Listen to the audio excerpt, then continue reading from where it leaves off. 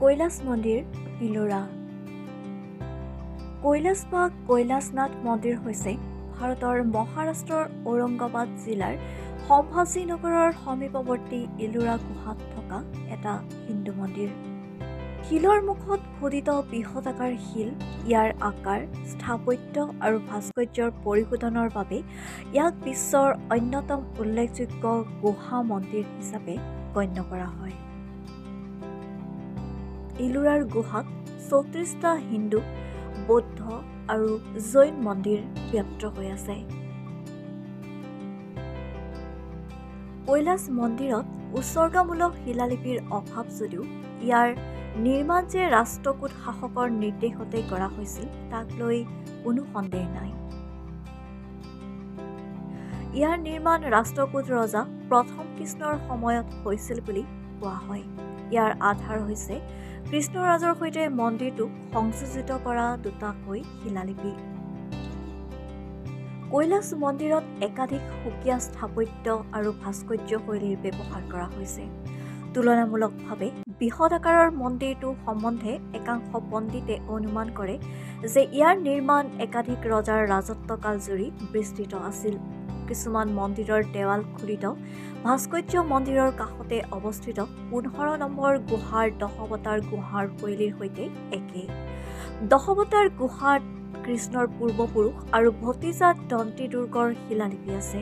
ইয়াৰ ভিত্তিত শিল্প ঐতিহাসিক হাৰমান গয়েটেজে তত্ত্ব আগবঢ়াইছিল যে কৈলাশ মন্দিৰ নিৰ্মাণৰ কাম দন্তি দুৰ্গাৰ দিনতেই আৰম্ভ হৈছিল। ভাৰতীয় ইতিহাসবিদ আৰু পুৰাতত্ত্ববিদ মধুকৰ কেশৱ ধাৱলিকাৰে মন্দিৰৰ স্থাপত্যৰ বিশ্লেষণ কৰি এই সিদ্ধান্তত উপনীত হৈছিল যে মন্দিৰৰ প্ৰধান অংশ প্ৰথম কৃষ্ণৰ ৰাজত্বকালত সম্পূৰ্ণ হৈছিল। অৱশ্যে তেওঁ গয়েটেজক সমৰ্থন কৰি মন্দিৰ প্ৰাংগণৰ আন কিছুমান অংশ পিছৰ শাসকসকলৰ বুলি গণ্য কৰিছিল। কৈলাশ মন্দিৰটো উলম্ব খননৰ বাবে উল্লেখযোগ্য। খোদিতকাৰীসকলে মূল শিলৰ ওপৰৰ পৰা আৰম্ভ কৰি তললৈ খনন কৰিছিল। পৰম্পৰাগত পদ্ধতিসমূহ মূল স্থাপত্যবিদে কঠোৰভাৱে অনুসৰণ কৰিছিল, যিটো সন্মুখৰ পৰা খনন কৰাহেঁতেন সম্ভৱ নহলহেঁতেন। মধ্যযুগীয় এক মাৰাঠী কিংবদন্তীত কৈলাশ মন্দিৰ নিৰ্মাণৰ কথা উল্লেখ কৰা যেন লাগে। এই কিংবদন্তি উল্লেখ কৰা আটাইতকৈ প্ৰাচীন গ্ৰন্থখন হৈছে কৃষ্ণ যজ্ঞবল্কী। এই কিংবদন্তি অনুসৰি স্থানীয় ৰজাজন তীব্ৰ ৰোগত আক্ৰান্ত হৈছিল। তেওঁৰ ৰাণীয়ে স্বামীক সুস্থ কৰিবলৈ এলাপুৰাত ঘৃণেশ্বৰ দেৱতাক প্ৰাৰ্থনা কৰিছিল, অৰ্থাৎ শিৱক প্ৰাৰ্থনা কৰিছিল। তেওঁৰ ইচ্ছা পূৰণ হ'লে মন্দিৰ নিৰ্মাণ কৰাৰ প্ৰতিজ্ঞাও কৰিছিল আৰু এই মন্দিৰৰ শিখৰত দেখা নোপোৱালৈকে উপবাসে থকাৰ প্ৰতিশ্ৰুতি দিছিল। ৰজা আৰোগ্য হোৱাৰ পাছত তেওঁ তৎক্ষণাৎ মন্দিৰ নিৰ্মাণ কৰিবলৈ অনুৰোধ জনালে।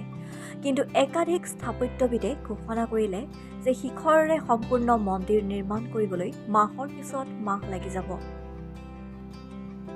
কুকাচা নামৰ এজন স্থাপত্যবিদে ৰজাক আশ্বাস দিলে যে ৰাণীয়ে এসপ্তাহৰ ভিতৰত এটা মন্দিৰৰ শিখৰ চাব পাৰিব। তেওঁ ওপৰৰ পৰাই শিল এটা খোদিত কৰি মন্দিৰটো নিৰ্মাণ কৰিবলৈ আৰম্ভ কৰিলে।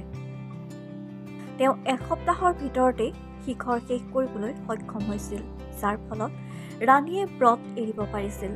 ৰাণীৰ নামেৰে এই মন্দিৰটোৰ নাম মণিকেশ্বৰ ৰখা হৈছিল। MK ধাৱলিকাৰে তত্ত্ব আগবঢ়াইছে যে কুকাচা সঁচাকৈয়ে কৈলাশ মন্দিৰৰ মুখ্য স্থপতি আছিল, যি হয়তো প্ৰথমে মণিকেশ্বৰ নামেৰে জনাজাত আছিল।